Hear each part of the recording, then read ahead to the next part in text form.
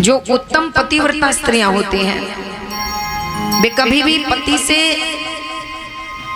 पहले तो विलग नहीं होती, दूसरा उनका मत एक होता है, जो पति कहेंगे वही वो कहेंगे, हाँ हाँ ऐसा ही। पति ने कहा नहीं तो बोले नहीं नहीं ऐसा नहीं, मतलब उनकी हाँ में हाँ उनकी ना में ना। ये पतिव्रता स्त्री का पहला लक्षण है। आज बोले मेरे पति ने जो मांगा है वही मुझे चाहिए। क्या कहा?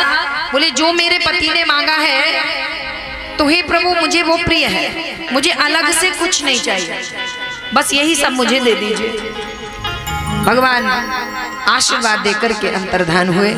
बोलिए राघवेंद्र सरकार की जय हो। आज बोले वही मनु और शत्रुपा एक बार और तप किए, जब ये कश्यप और अदिति बनकर के तप किए थे।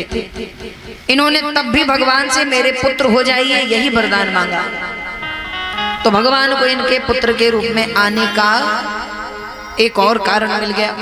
बोले एक और कारण है हे गिरि नंदिनी, एक और कारण है। वो कारण क्या है? बोले एक राक्षस था जलंधर, जिसकी पत्नी पतिव्रता थी, जिसकी पत्नी पतिव्रता थी, और पतिव्रता होने के कारण उसे 3 देवता भी मार नहीं पा रहे थे। ब्रह्मा विष्णु महेश असफल हो रहे थे, उसकी मृत्यु का कारण नहीं बन पा रहे थे, क्योंकि पत्नी के कारण पति के प्राणों की रक्षा हो रही थी। तो बोले उस कारण से भगवान को उस पत्नी के पातिव्रत को नष्ट करना पड़ा।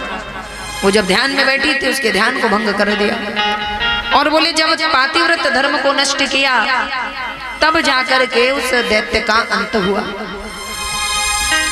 अब उस राक्षस ने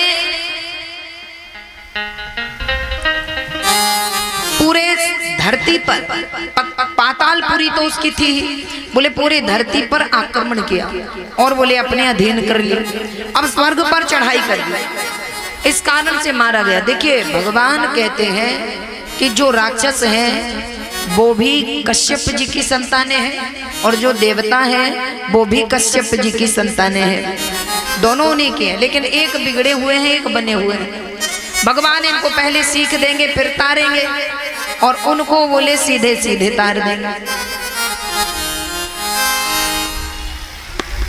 बोले दोनों को तारेंगे, लेकिन विधि अलग होगी। 4 होते तो हो भी जाता, एक ही है। हाँ आज विवाह है ना भगवान का, तो 12 थोड़ा पहले आ गए। बोलिए राघवेंद्र सरकार की। आज बोले भगवान के धरती पर आने का एक कारण और है। क्या कारण है? बोले धर्मरुचि नाम का राजा जिसके साथ छल हुआ, एक कपटी संत ने कपटी संत के भेष पर विश्वास कर लिया, और बोले जब भेष पर विश्वास किया तो बोले फिर क्या हुआ? छल हो गया। कभी क्या होता है कि सच्चे संत में हम शंका कर लेते हैं, और आडंबरी पाखंडी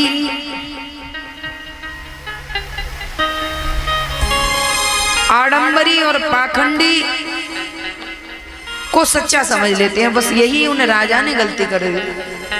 तो उसने छल किया, ब्राह्मणों को मांस परोसवा दिया, और जब मांस को परोस करके दे दिया तो आकाशवाणी हुई।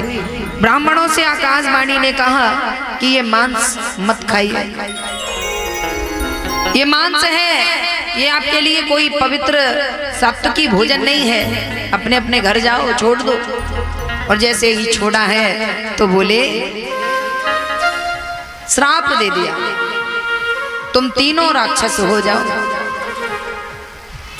सेनापति यानी मंत्री,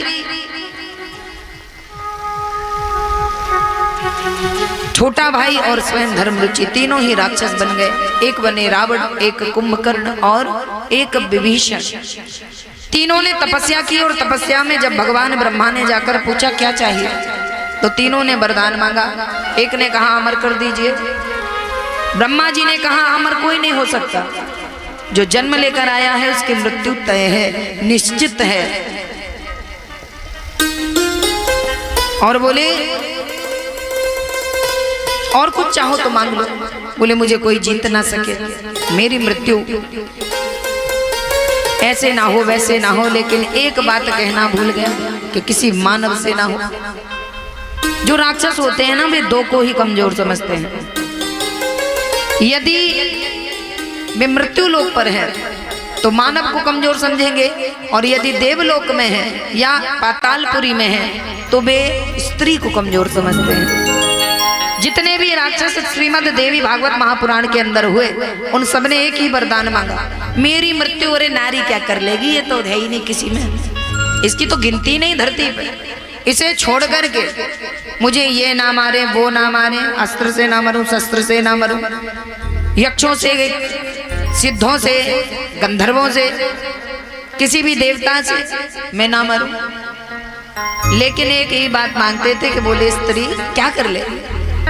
और जितनी भी माँ भगवती के रूप हुए उन सब ने एक एक दो दो चार चार राक्षसों को मारा। माता दुर्गा ने दुर्गम नाम के दैत्य को मारा था, चंडमुंड को माता कालिका ने मारा, और बोले शुंभ निशुंभ महिषासुर, ये सब देवियों से ही मारे गए।